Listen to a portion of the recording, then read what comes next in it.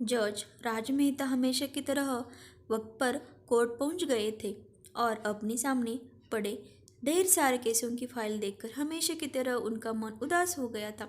जब से वो जज बने थे उन्होंने हजारों केसेस की सुनवाई की थी और इन सब में मारामारी, धन दौलत, जमीन के लिए लड़ाई, स्त्रियों के लिए लड़ाई, चोरी चकारी, लूटपाट, इन सब के अलावा और कुछ खास नहीं होता था। अपने रूटीन के हिसाब से उन्होंने अपने सामने पड़ी फाइलों को चेक करना शुरू किया। दूसरी फाइल उन्होंने उठाई ही थी और उस पर उनकी नज़रें टिक गई। उन्हें यह केस बाकी सबसे अलग और ख़ास लगा। उन्होंने इस फाइल को पूरा पढ़ डाला।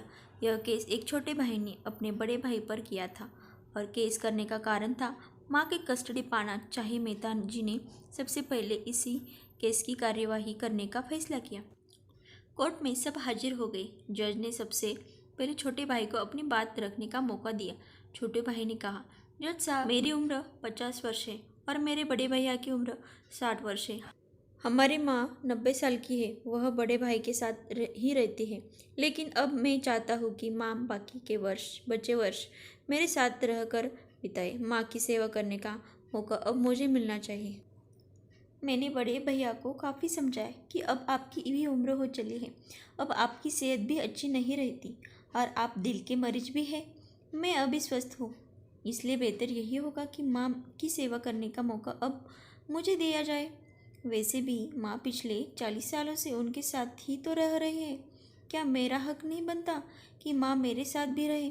लेकिन बड़े भैया है कि इस बात को मानने के लिए राजी नहीं है, इसलिए मजबूरी में मुझे उन पर केस करना पड़ा। अब बड़े भाई की अपनी बात रखने का बारी थी। बड़े भाई ने कहा, यह बात सच है कि मेरी उम्र 60 साल है। यह बात भी सच है कि अब मेरी सेहत पहले जैसी नहीं रहती। लेकिन उतना ही सच यह भी है कि मैं सिर्फ जिंदा रह पा रहा हूँ तो इसलिए क्योंकि मेरी माँ मेरे पास है। चाहे मेरी सेहत कितनी भी खराब हो, चाहे मेरी ज़िंदगी नर्क जैसी हो, लेकिन मेरी माँ मेरे पास होने की वजह से वही तकलीफ़ों भरी ज़िंदगी स्वर्ग जैसी बन जाती है। जज साहब, आप भी बताइए, मैं माँ को अपने से दूर कैसे होने दे सकता हूँ? जज ने बड़े भाई से कहा कि तुम खुद कहते हो कि तुम्हारी सेहत अच्छी नहीं रहती, तो भला तुम कैसे अपनी माँ की देखभाल अच्छे से कर पाओगे? यह भी तो सोचो। बड़े भाई ने कहा, मैं अपनी माँ की बड़े अच्छे से देखभाल करता हूँ। आप माँ से भी पूछ सकते हैं, और अगर वो खुद कहें कि उन्हें मेरे साथ नहीं रहना तो आप बेशक उन्हें मेरे भाई के साथ भेज दीजिए। जज को यह बात ठीक लगी और उन्होंने माँ को अदालत में बुलाने का फैसला किया। 90 साल की बूढ़ी माँ बड़ी ही कमज़ोर थी। वो जैसे तैसे व्हीलचेयर से अदालत में आई। जज साहब ने उनसे उनका फैसला पूछा तो माँ ने कहा कि मेरे लिए दोनों ही बच्चे समान हैं। किसी एक का पक्ष लेकर दूसरे को नाराज नहीं कर सकती। आप तो जज हैं, आप तो ऐसे फैसले हमेशा लेते हैं।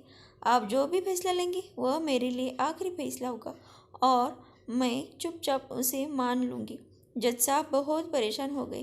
उन्होंने अपनी पूरी ज़िंदगी में ऐसा अनोखा केस कभी नहीं देखा था। हमेशा दो भाई अपने माता पिता को एक दूसरे पर थोपते। एक कहता तुम रखो तो दूसरा कहता तुम ही रखो।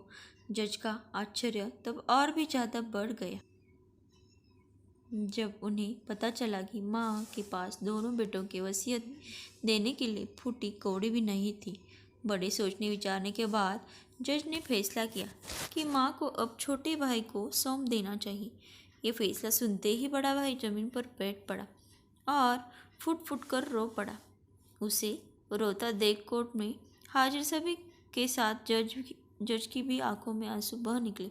दोस्तों, अपने भाई की लड़ाई बहुत देखी होगी, लेकिन जैसे इन दोनों भाइयों ने अपनी माँ के लिए लड़ाई की, वैसी अनोखी लड़ाई कभी नहीं देखी होगी।